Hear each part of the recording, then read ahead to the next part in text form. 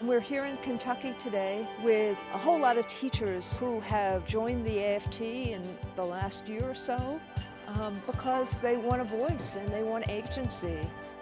I absolutely love Dunbar. It has such a positive community, but so often teacher voices kind of get lost. There's just so much going on and there's so much to being a teacher, and it's so important that all of our perspectives are displayed out there and that people hear, you know, what we need and what we can do to help your students be better. My question is, do you want to have a voice in what happens in your life, or do you want somebody else to make that decision?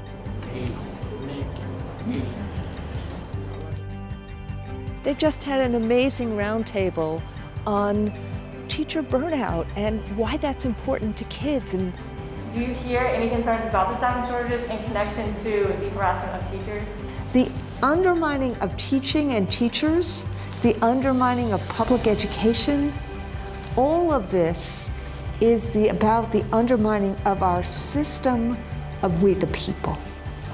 It takes real inspired leadership to bring people together when they are breaking apart.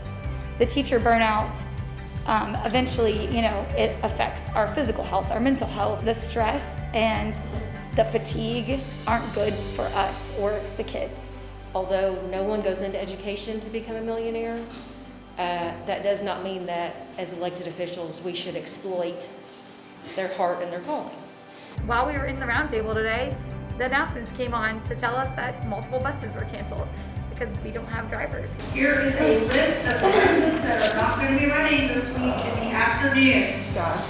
Bus 4, bus 5, bus 8.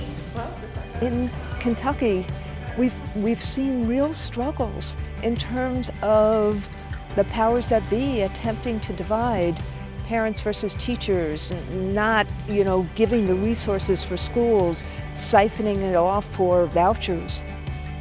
Nobody can understand what it's like to be a teacher until you've done it.